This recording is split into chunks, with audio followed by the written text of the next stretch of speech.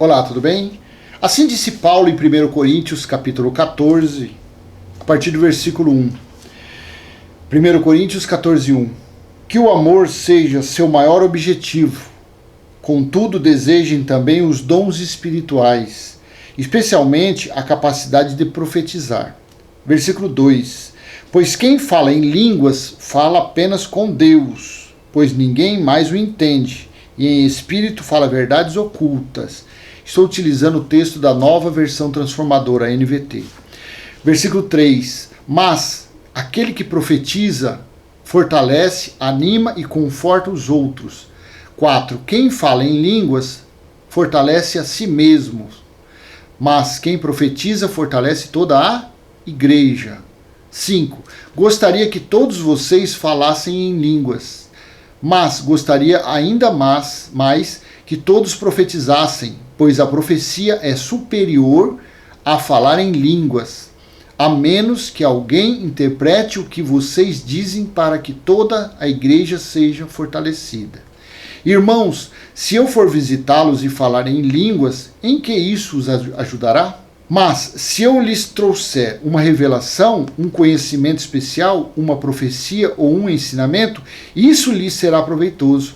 Até mesmo instrumentos inanimados como a flauta ou a harpa precisam soar as notas com clareza. Do contrário, ninguém reconhecerá a melodia.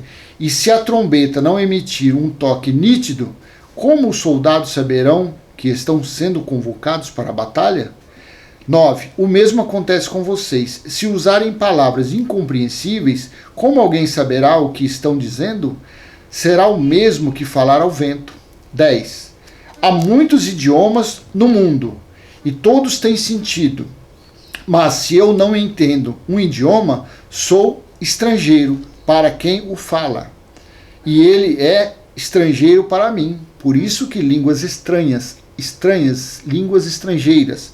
O mesmo se aplica a vocês, uma vez que estão ansiosos para ter os dons espirituais, busquem os dons que fortalecerão a igreja toda.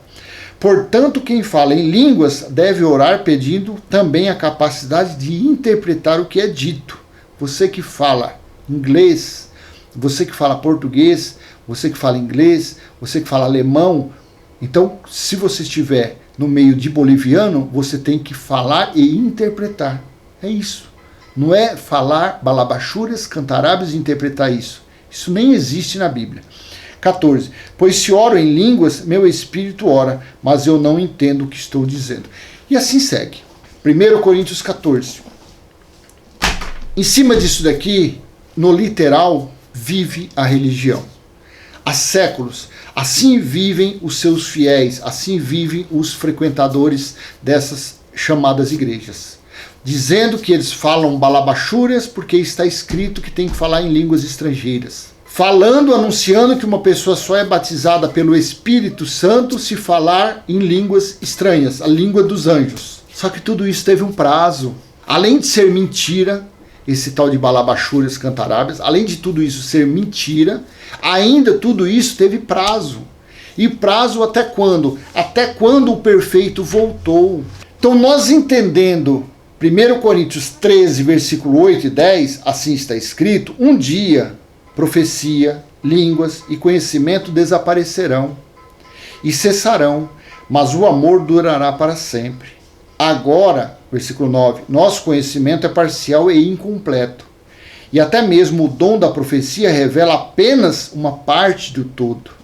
Mas quando vier o que é perfeito, essas coisas imperfeitas desaparecerão. Então, para a conta fechar, nós temos que entender 1 Coríntios 13, do 8 ao 10. Quando você entende que o perfeito veio, e quando o perfeito veio? Na primeira era cristã, no ano 70, depois de Cristo, que veio o juízo, que o juiz, que era o filho do homem, que foi Jesus, veio como juiz e julgou os israelitas. Aonde ele julgou? Em Israel, dentro dos muros de Jerusalém. Foram mortos milhares, segundo Flávio José, 1 milhão, foram levados cativos 1 milhão, e foram purificados como ouro e prata cerca de 1 milhão, porque foi dividido em 3 partes. Assim aconteceu. Assim foi a vinda do perfeito. E ele disse que um dia profecia, língua, conhecimento iria desaparecerá. Quando seria isso? Quando o perfeito viesse. Então, para a religião, isso não é soberba, isso não é arrogância. Pelo amor de Deus. Mas a conta só fecha quando você entende esses 3 versículos, 8, 9 e 10 de 1 Coríntios 3, 13. 13 do 8 ao 10. Aí você lê o 14 e você fala, meu Deus, então olha que bonito, né? Línguas falava, e tinha outro que interpretava, o que profetizava era mais importante do que quem falava em línguas. Paulo mesmo falava em vários idiomas, mas ele não tinha orgulho disso. Ele preferia falar 5 palavras que os irmãos reunidos como igreja entendiam. Aí você fala, então, olha, nossa, que bacana, né? Isso foi tudo lá no ano 52 ao ano 68. Vamos colocar nesse intervalo. Foi assim que aconteceu. Foi naquele tempo. Porém, no ano 70, o perfeito veio. Foi dado fim. Hoje não tem mais a necessidade de como lá em Atos capítulo 2, quando estavam reunidos, que eles começaram a falar nas línguas nativas dos que estavam do lado de fora ouvir. Olha, lá dentro estão falando das grandezas de Deus na nossa língua materna, na nossa língua original. Olha, você está entendendo como é fácil? Agora é fácil. Então você entende que esses dons aqui ficaram para trás. Ninguém mais profetiza na terra, não existe mais profetisa, profetisa nunca existiu, e nem profeta. Não existe mais dons do glossa, do idioma. Acabou. Não existe mais o dom da profecia, acabou. Porque eles profetizavam em parte, eles não tinham o dom pleno da profecia, era em parte. E o que era em parte, no versículo 10, mas quando vier o que é perfeito, essas coisas imperfeitas desaparecerão. Então, o que eles faziam antes do ano 70 eram considerados como obras imperfeitas, coisas imperfeitas. Os dons eram sob medida. Eles profetizavam em parte. Eles anunciavam a vinda do reino em parte. Eles falavam em idiomas, em glossa, em parte. Eles não falavam todos os idiomas. Falavam alguns e em parte. Eles tinham conhecimento das revelações do Pai em parte. Você está entendendo? Que aí quando você entende esses versículos, você consegue entender 1 Coríntios 12, 13 e 14. Porque as línguas foi usados para falar aos estrangeiros. Por isso que eles falavam línguas estranhas. Eram línguas estrangeiras. Lá no versículo do mesmo 1 Coríntios 14, no versículo 20, irmãos, não sejam infantis no entendimento dessas coisas, sejam inocentes como bebês com relação ao mal, mas sejam maduros no entendimento, pois as Escrituras dizem, falarei a este povo em línguas estranhas e por meio de lábios estrangeiros. Mesmo assim este povo não me ouvirá, diz o Senhor.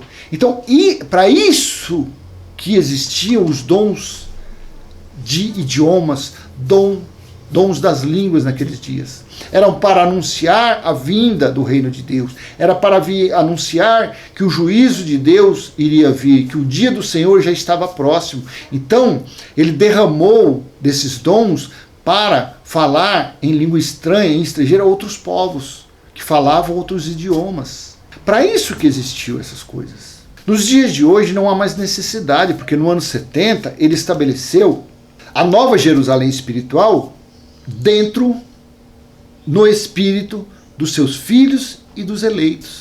Então é o próprio Deus que está em nós. Não há mais a necessidade disso. São essas coisas que têm que ser anunciadas. São essas coisas que têm que ser pregadas. É Deus em nós. É o amor soberano em nosso espírito. É essas coisas que devem ser anunciadas. Não que isso vai mudar absolutamente nada. Apenas para que os filhos, os eleitos, eles reinem em vida, eles tenham uma vida abençoada nesta vida. E o porvir reinar eternamente no espírito, com o corpo espiritual, com o Pai dos Espíritos. Mas nessa vida, para que uma pessoa venha reinar em vida, venha ser cheio da graça de Deus, os filhos eleitos de Deus devem ter este conhecimento. E estes conhecimentos não estão em livros teológicos. Estes conhecimentos não estão em livros de história, não. Este conhecimento está simplesmente, somente nas revelações do Espírito da graça de Deus. Nas revelações da sã doutrina.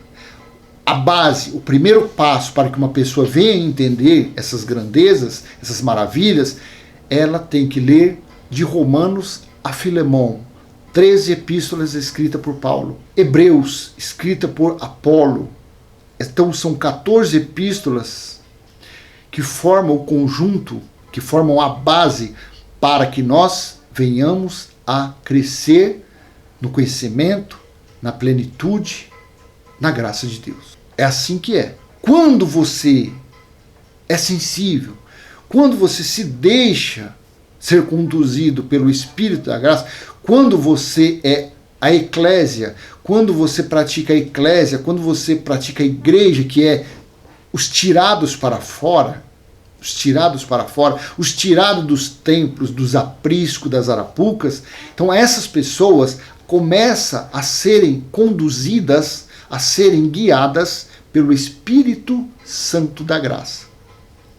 Então a pessoa começa a reinar em vida, independente da posição social, independente dos bens materiais que essa pessoa possa ter, independente disso. Mas ela começa a ver o seu próximo como seu irmão em Cristo. Ela começa a enxergar Deus, o Senhor, que é o Espírito, em todos. Quando ela vê uma pessoa praticando mal, ela fala, meu Deus, ali está um carnal. É um filho eleito de Deus, mas está com a sua carne ativada. Quando ela liga num programa de televisão, notícias populares, de policiais, aí ela vê tragédias, estupro, mortes, suicídio, prisões, tudo carnalidade, tudo obras da carne. A pessoa vê. A pessoa passa em frente de uma chamada igreja, vê os irmãozinhos, as irmãzinhas, tudo judeuzinhos. Eles saem tudo daquele lugar, tudo com as suas metralhadorinhas, assim, ó, porque a Bíblia é uma metralhadora, ou pro bem ou pro mal, sai tudo com as, assim, debaixo do braço. Aí você vê um monte de judeuzinho, aprendendo só de Moisés. Aí chega nisso daqui, eles pegam esses escritos de Paulo, de 1 Coríntios 12, 13, 14, e aplicam nos dias de hoje. Olha, tá vendo? Você tem que se esforçar para ter os dons, porque assim Paulo ensinou, tem que buscar os melhores dons, os maiores dons. E as pessoas vivem uma vida buscando esses dons e não acham nunca. Nunca acham. Por quê? Porque eles tiveram prazo de validade. Era para o aperfeiçoamento dos irmãos, do corpo de Cristo, que iria passar pelo juízo do ano 70. Por isso que eles tiveram esses dons. Então por isso que na minha igreja a gente não vê cura. Lógico, você não vai ver nunca.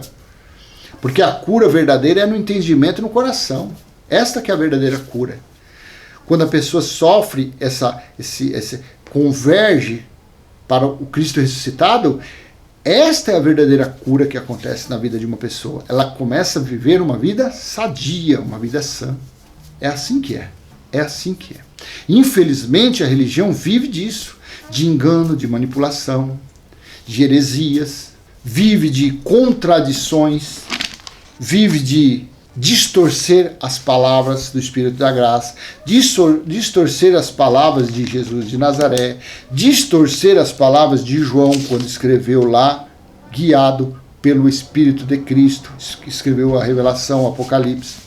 Eles distorcem. Por quê? Distorcendo é mais fácil de enganar, é mais fácil de aprisionar as pessoas. Amém? Então, vou deixar esse entendimento com você, essa mensagem. Espero que tenha sido útil. Foi um complemento a respeito de 1 Coríntios 13, do 8 ao 10, um vídeo que eu fiz aí recentemente, e que fala que os dons tiveram prazo de validade. Por isso que não se vê mais dons nos dias de hoje.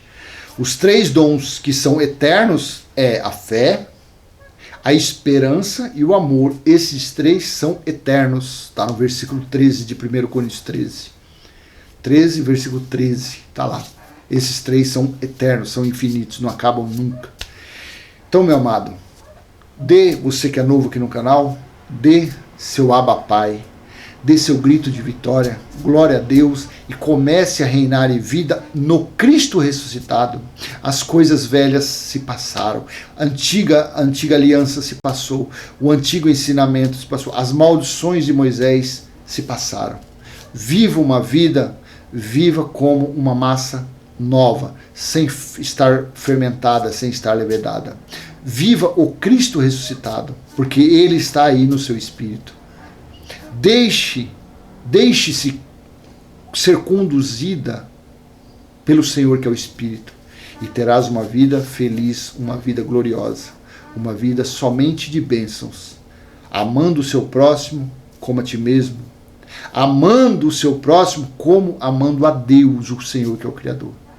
Porque essa é a verdadeira lei espiritual que Ele colocou no nosso entendimento e no nosso coração.